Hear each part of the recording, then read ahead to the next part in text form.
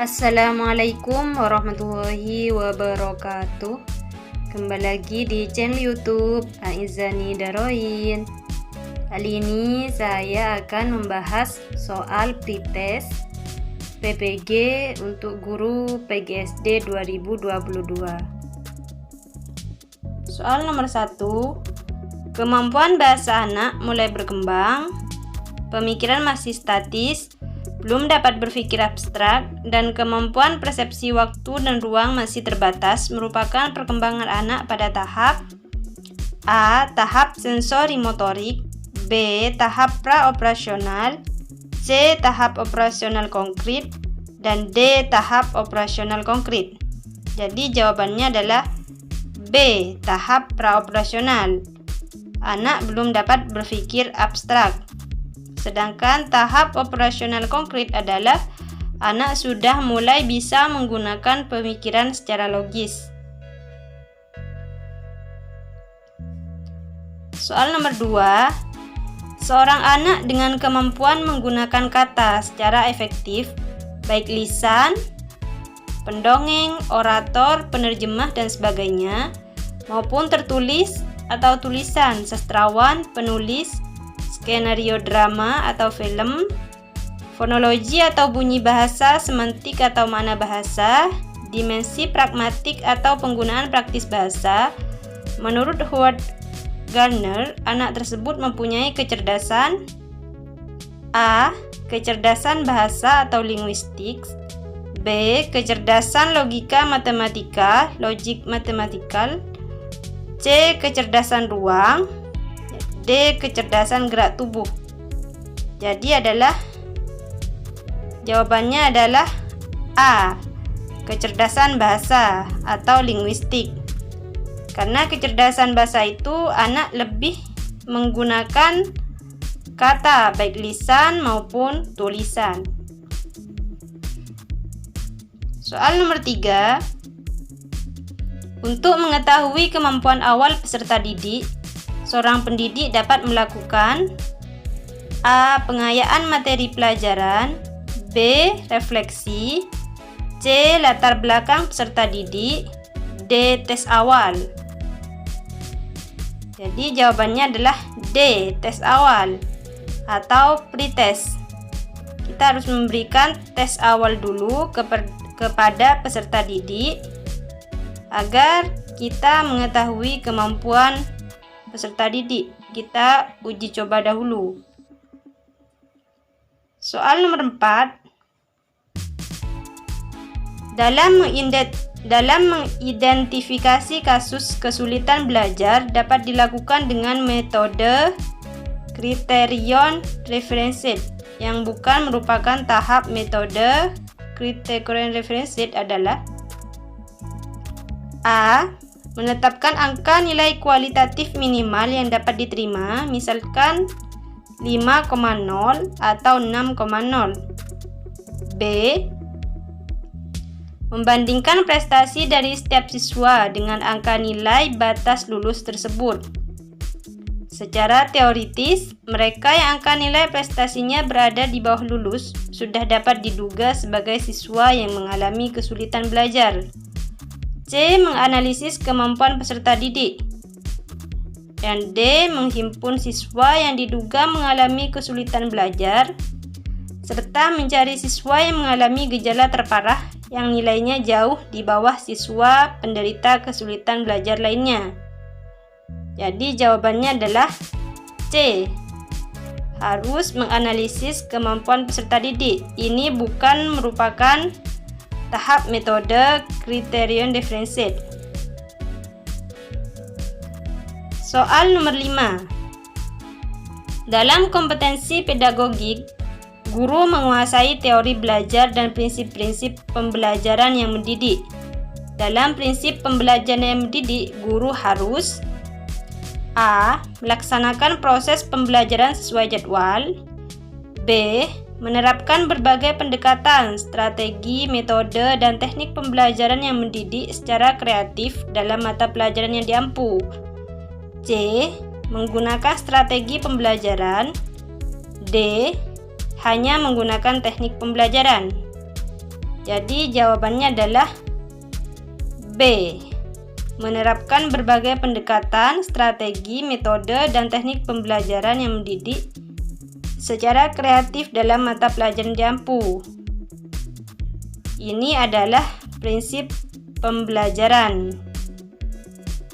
Salah satu unsur strategi pembelajaran adalah mengidentifikasi dan menetapkan spesifikasi dan kualifikasi hasil output dan sasaran target yang harus dicapai dengan mempertimbangkan aspirasi dan selera masyarakat yang memerlukannya. Nyoman dan Logan, Arbin Syamsuddin Ma'mun 2003. Penerapan dari unsur strategi di atas dalam konteks pembelajaran adalah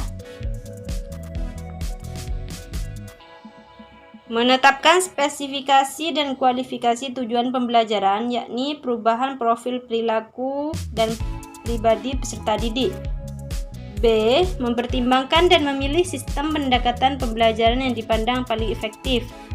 C. Mempertimbangkan dan menetapkan langkah-langkah atau prosedur, metode, dan teknik pembelajaran. D. Menetapkan norma-norma dan batas minimum ukuran keberhasilan atau kriteria ukuran baku keberhasilan. Jadi jawabannya adalah A. Menetapkan spesifikasi dan kualifikasi tujuan pembelajaran, yakni perubahan profil perilaku dan pribadi peserta didik.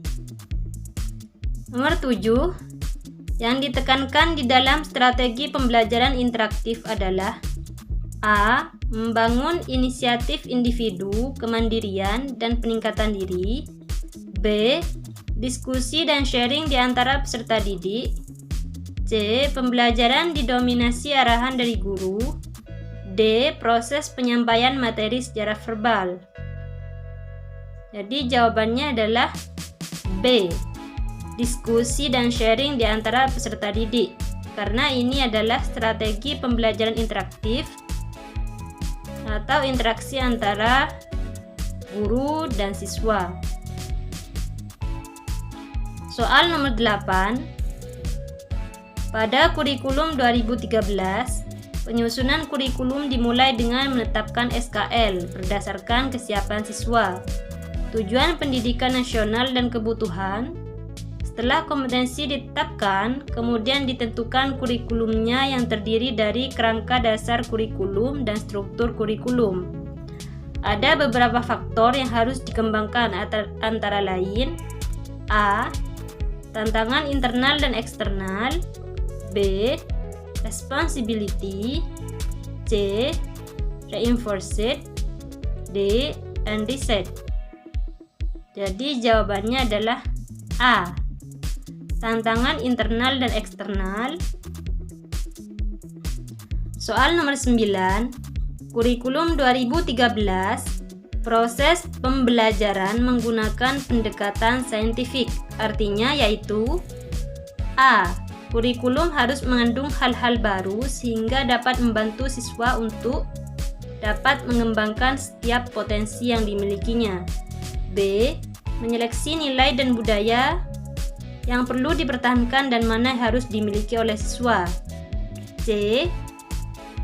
Pembelajaran yang mendorong siswa lebih mampu dalam mengamati, menanya, mengumpulkan informasi, mengasosiasi atau menalar, dan mengomunikasikan. D.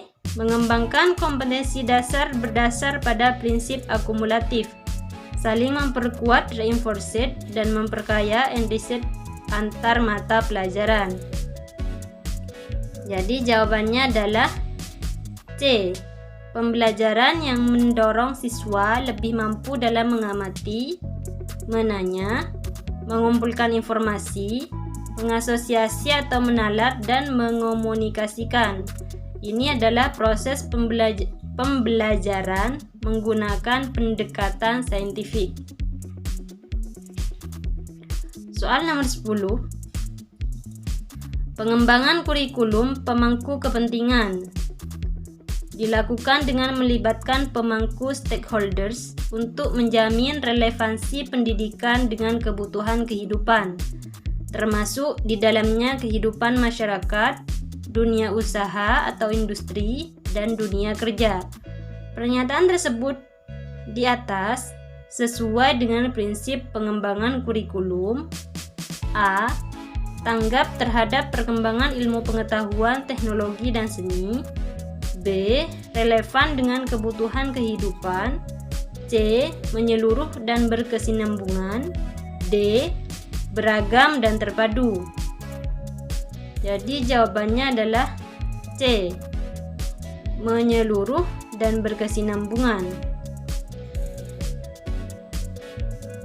Soal nomor 11.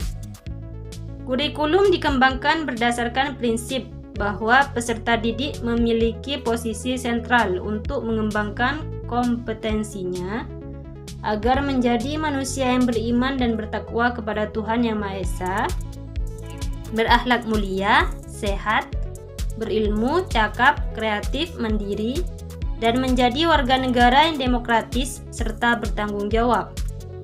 Pernyataan tersebut di atas sesuai dengan prinsip pengembangan kurikulum. A. Tanggap terhadap perkembangan ilmu pengetahuan, teknologi, dan seni. B. Relevan dengan kebutuhan kehidupan. C. Menyeluruh dan berkesinambungan. D. Beragam dan terpadu. Jawabannya adalah D. Beragam dan terpadu. Ini sesuai dengan prinsip pengembangan kurikulum. Soal nomor 12. Upaya guru dalam memberikan kesempatan kepada siswa untuk merefleksikan pengalaman belajar yang telah dialami yang paling optimal adalah dengan cara A. Guru memberikan tes atau pekerjaan rumah setiap akhir pelajaran. B. Guru menggunakan pertanyaan terarah maupun pertanyaan bersifat penelusuran saat pembelajaran berlangsung. C. Guru mewawancarai tiap siswa tentang capaian atau masalah belajar yang dihadapi siswa dalam belajar. D. Guru menugaskan siswa untuk menuliskan kesulitan siswa dalam belajar. Jawabannya adalah B. Guru menggunakan pertanyaan terarah maupun pertanyaan bersifat penelusuran saat pembelajaran berlangsung.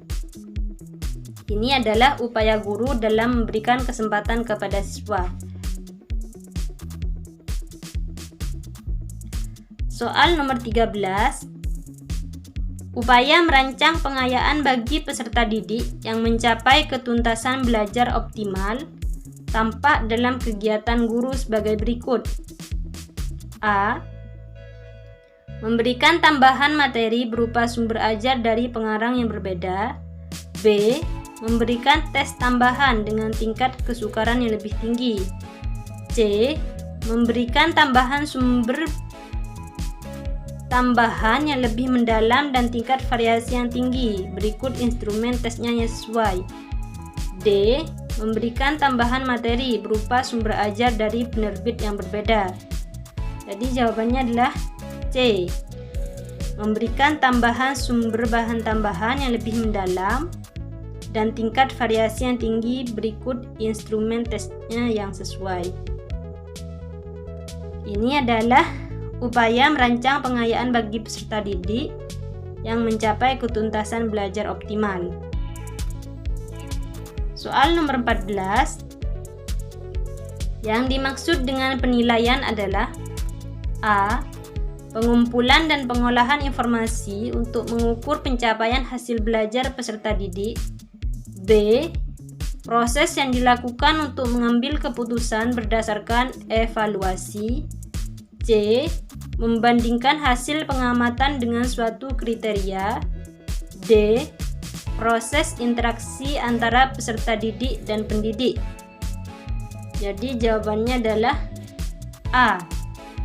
Penilaian adalah pengumpulan dan pengolahan informasi untuk mengukur pencapaian hasil belajar peserta didik. Soal nomor 15. Bentuk penilaian yang menghendaki peserta didik menampilkan sikap menggunakan pengetahuan yang diperoleh dalam pembelajaran. Dalam melaksanakan tugas disebut penilaian apa? A. Pretest, B.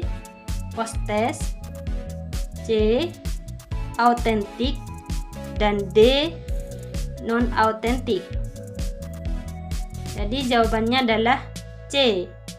Authentic, yaitu bentuk penilaian yang menghendaki peserta didik menampilkan sikap menggunakan pengetahuan yang diperoleh. Jadi ini adalah penilaian autentik.